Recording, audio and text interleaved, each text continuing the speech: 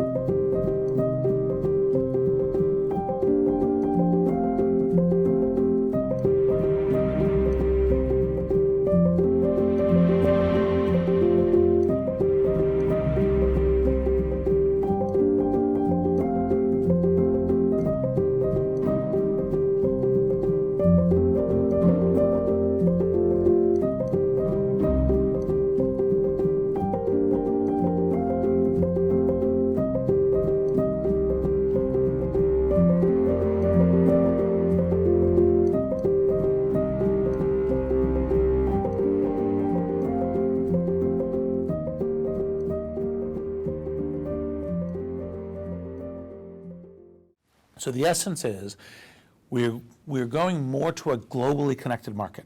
So competition, markets, everything comes from everywhere. In those connected markets, they're more of what we call Glengarry, Glen Ross markets. Yes. First prize Cadillac, second prize steak knife, third prize you're fired. And so being the first to scale really matters. And the question is, how do you beat out the global competition and become first to scale?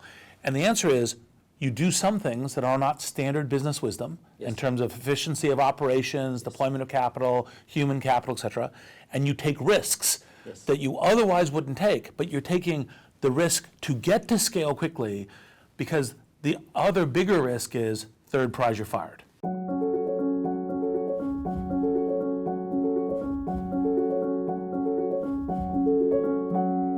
So first is, blitzscaling is a choice, and it's expensive. You do it because you need to be the first to scale.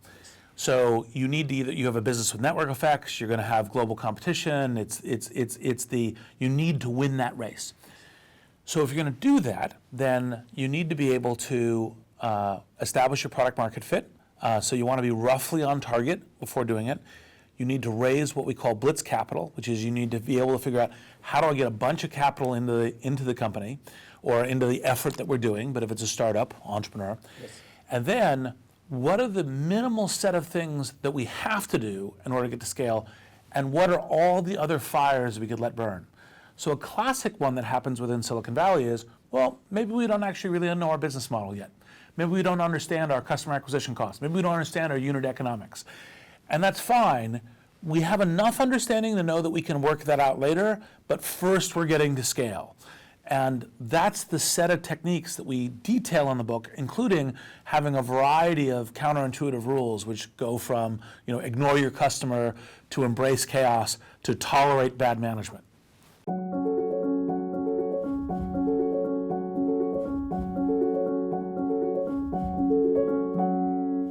So for the kind of blitz capital to actually be interested in your company, they have to think that you have a chance at being a world-transforming company.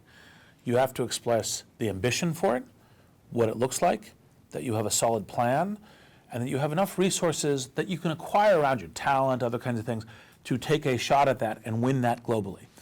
Which means you cannot be, overly humble. You can't be, well, it might work. Right? You have to say, I have a good plan, I'm going for it, and we're going to be the first to scale and the number one, kind of provider of this. Now, you can still do that with a certain amount of humility about, hey, and we're all people, we're all in this society together.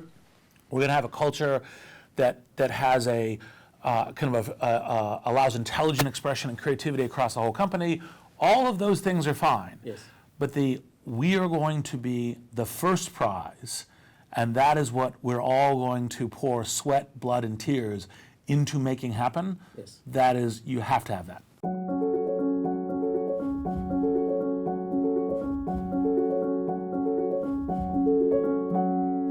So So it's definitely easier in Silicon Valley. Part of what Silicon Valley has is a talent network that is also, talent comes here from everywhere in the world, including from the Nordics, an exchange of information and knowledge, the ferocity of competition here, so you actually know what the benchmark is. Once a company emerges out of this kind of, fierce competition, kind of a pit that Silicon Valley is, it's a very fierce and very strong competitor, and people learn what the benchmarks are.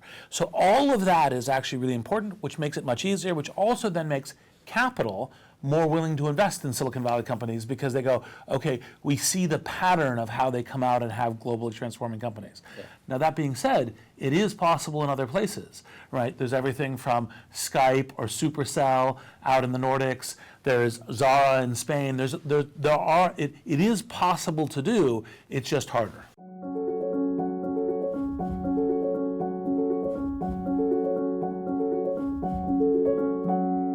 So I think there's three things. So one is look at where you have advantages that Silicon Valley doesn't have. Yeah. So if it's just kind of just a pure software, kind of scale software thing, well, Silicon Valley does a lot of that, and that makes it more challenging. So where are the areas that you have areas of uniqueness or difference? And so, for example, Skype was a classic one, because Skype would have never grown here because it was all of the cross-border calling. So that's an area, and look for those. Yes.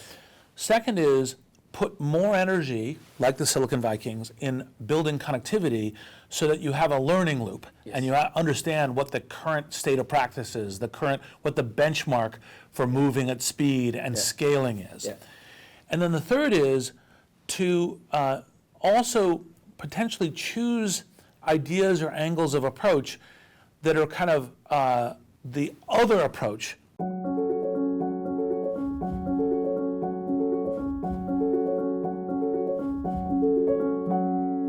Part of what is required, and so for example, within Silicon Valley, there's 4 million people rounding up here, and only a small subset of those do the tech industry. So not everyone here plays this way. It's like Denmark, 5 million people, not all of them are in high tech. Yes, exactly. But what does happen is the group of people who play the technology games here are all in. That's the thing that matters to them, the globally relevant technology. And so they talk to each other constantly. So, like for example, when I meet with other entrepreneurs and other investors, which I do constantly, I ask them, what have you learned that I haven't learned? Right? So I can be doing that, and when I wake up on Saturday morning, that's what I'm working on. Yeah. And I have meetings on Sunday afternoon in terms of what I'm doing. Yeah. So in realizing what it is as global competition, is that it's not a game that you can dawdle at.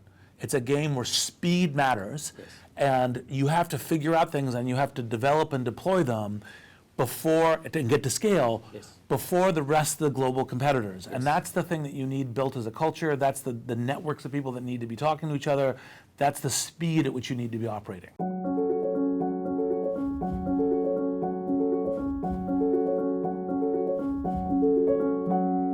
And actually, one of the counterintuitive rules we have there is miss right now versus miss right.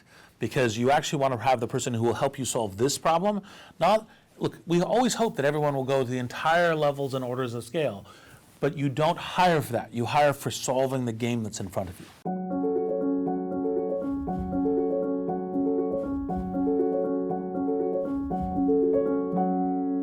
The key thing is how do you get to scale super fast? And so there are some contexts in government, which is like disaster release, other kinds of things are important. And actually, in fact, there is a little bit of a study which we may go into more of how governments do that, because that's really important. But one of the things we cover explicitly within the book is nonprofits. So, for example, Crisis Text Line, which is how do we turn big data texting into a high efficacy, low cost mental health care service. And how do we get that to as large as possible as quickly as we can, because it matters for providing health outcomes. It matters because the system only works once you're at a certain scale, so you need to get that scale for it to really work in terms of routing to counselors, getting data, feeding that data into algorithms. And so there's a number of different areas in addition to just making a very valuable business where the blitzscaling techniques work.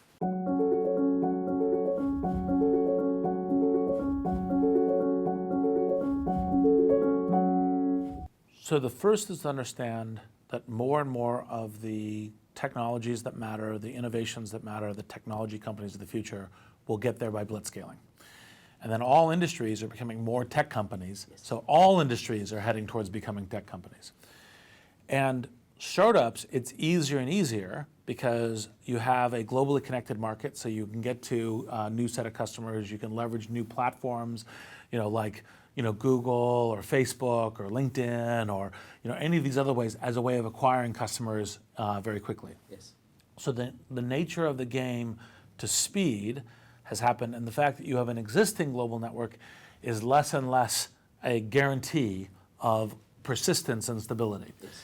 So what that means is you have to say, okay, this is what the new game is going to be, and I have to adapt my own speed to it. So one part of it can sometimes, of course, be buy the relevant company or buy a company that can help you do that.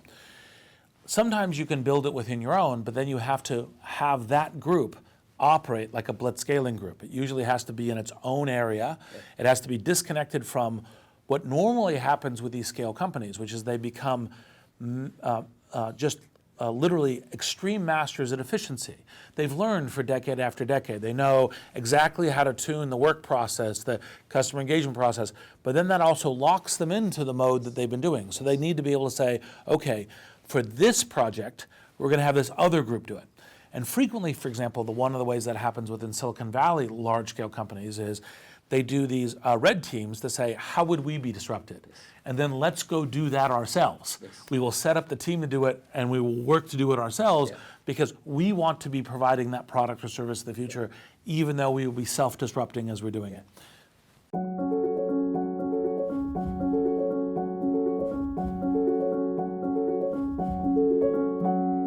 So the key thing is to understand that the new great global scale companies come from applying these counterintuitive rules about how to get first to scale. And you need to both do that as a founder and entrepreneurs, and you need to have your team understand and learn how to play this team sport together. And so that is what is key.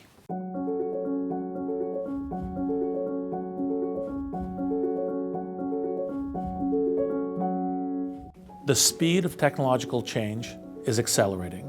The topple rate by which large companies fall out of being the largest companies is an increasing factor. The way to persist, to succeed, to thrive is through matching that speed. So you need to learn how to pick up the speed about how you launch new products and services and how you deal with these new startups that are doing this blitzscaling. And in order to do that, you need to understand how to operate with trading off efficiency for speed, and which new risks you should take in order to continue to be the great and enduring institution that you already have.